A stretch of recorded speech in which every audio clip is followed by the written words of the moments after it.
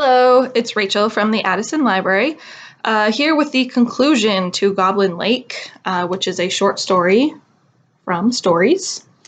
So in the first part, we had learned that Jurgen, or Jack, was at the bottom of a lake, Goblin Lake, and he had met the king and the king's daughter, and the king said, "Oh, I've been reading about you in this book," but Jack wants to know what book. He doesn't see any book. He doesn't know how the king could have been reading about him. So we'll pick up where we left off. The king's daughter is taking Jack to see the king, and here's the king's response. "Be content with this carefree existence you lead, and do not seek to go questing out beyond the confines of these ever so pleasant pages." "Again, you speak in riddles," Jack said. "Majesty, this business is driving me mad. I beg of you, for this once, speak to me plain and simply, even as if I were but a child." The king sighed. "You know what books are?" "Yes, of course." "When was the last time you read one?" "Why, exactly. Or that anybody you know read one?" "I have been in the company of rough and tumble soldiers, whose response to coming upon a library might typically be to use its contents to start their campfires. So, this is not terribly surprising." "You must have read books in your youth. Can you tell me the plot of any of them?" Jack fell silent. You see, characters in books do not read books. They snap them shut when somebody enters the room, or fling them aside in disgust at what they fancy is said within. But this is the infallible method of discovering on which side of the page you lie. Have you read a book this year? The king arched an eyebrow and waited. After a very long silence, Jack said, "No, I have not." "Then there you are." "But how can this be? How can we possibly?" "It is the simplest thing imaginable," replied the king.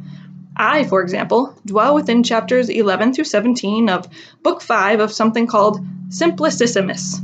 It is, I assure you, a good life. So what if the walls of my palace are as thin as paper, the windows simply drawn on by pen, and my actions circumscribed by the whimsy of the artist? I neither age nor die." Glumly, Jack stared out through a window. "It is a hard thing," he said, "to realize that one is not actually real." Then, after a long moment's thought, "But this makes no sense.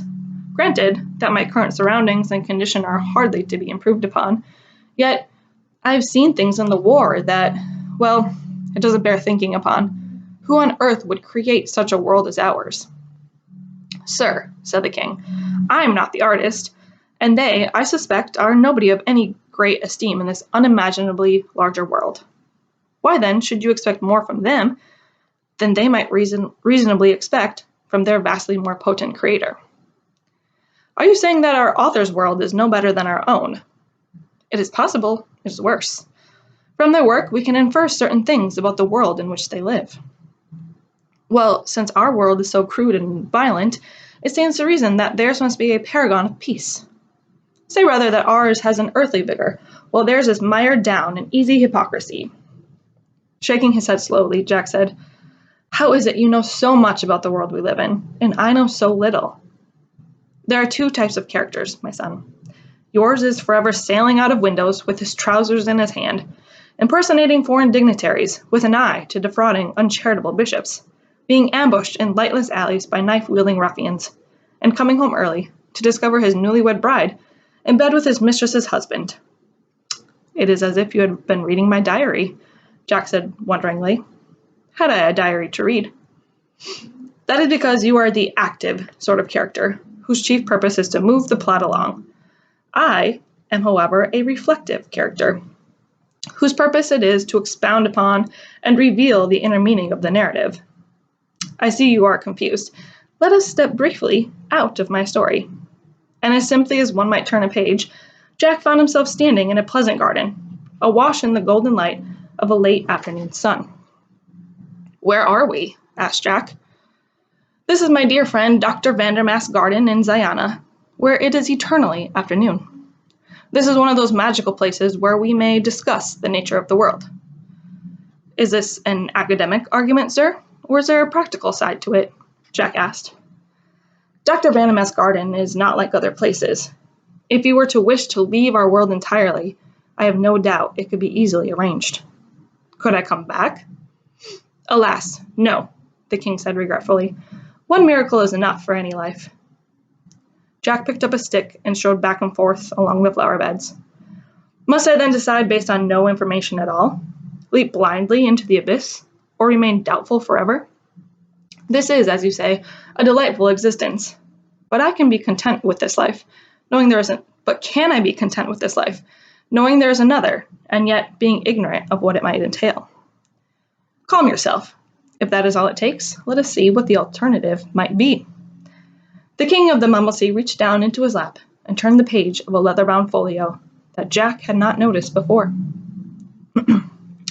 Are you going to be sitting there forever, wool gathering, when there are chores to be done? I swear you must be the single laziest man in the world. Jack's wife came out of the kitchen, absently scratching her behind. Gretchen's face was round where once it had been slender, and there was a slight hitch in her gait, where formerly her every movement had been a dance to music only she could hear. Yet Jack's heart softened within him at the sight of her, as it always did. He put down his goose quill and sprinkled sand over what he had written. You are doubtless right, my dear, he said mildly. You always are. As he was stumping outdoors to chop wood, draw water, and feed the hog, he caught a glimpse of himself in the mirror that hung by the back door. An old and haggard man with a beard so thin it looked moth-eaten glared back at him in horror. Back inside, Jack washed his hands and changed into clean clothing and sat back down to his writing again. After a few minutes, his wife entered the room, placed her hands on his shoulders, and asked, Are you writing a letter to Wilhelm again? Who else? Jack growled. We work our fingers to the bone to send him money, and he never writes. And when he does, his letters are so brief. He spends all his time drinking and running up debts with tailors and chasing after... He caught himself in time and coughed. Chasing after inappropriate young women. Well, after all, when you were his age... When I was his age, I never did any such thing, Jack said indignantly. No, of course not, his wife said. He could feel the smile he did not turn around to see. You poor, foolish dear. She kissed the top of his head. The sun emerged from behind a cloud as Jack reappeared, and the garden blazed with 100 bright colors. Well, said the king of the Mummelsea, how was it? I'd lost most of my teeth, Jack said glumly. There was an ache in my side that never went away. My children were grown and moved away, and there was nothing left in my life to look forward to but death. That's not a judgment, the king said, only a catalogue of complaints. There was a certain authenticity to life on the other side of the gate. Well, there you are then. On the other hand, there is a purposefulness to this life, which the other does not have. That too is true. Yet, if there is a purpose to our existence, and I feel quite certain that there is, I don't know what it is. Why, that's easily enough answered, the king said. We exist to amuse the reader. And this reader? Who exactly are they? The less said about the reader, said the king, the better. He stood. We've talked enough. There are 2 gates from this garden. One leads back whence we came. The second leads to the other place, that which you glimpsed just now. Has it a name, this other place? Some call it reality. Jack tugged at his mustache and chewed at the inside of his cheek. This is no easy choice. Yet, we cannot stay in this garden forever, Jack. Sooner or later, you must choose. Indeed, sir, you are right, Jack said. I must be resolute. He chose. So it was that Johann von Grimmelshausen, sometimes known as Jurgen, escaped the narrow and constricting confines of literature, and of the Mummelsea as well, by becoming truly human and thus subject to the whims of history. Which means that he, of course, died centuries ago. Had he remained a fiction, he would still be with us today, though without the richness of experience which you and I endure every day of our lives. Was he right to make the choice he did? We may never know. The end. That was Goblin Lake by Michael Swanwick. I hope you enjoyed. Again, this is from Stories, which is available as an ebook or as an audiobook through our catalog. So go ahead and check it out. You can read more of the stories that are inside. Thanks. Bye.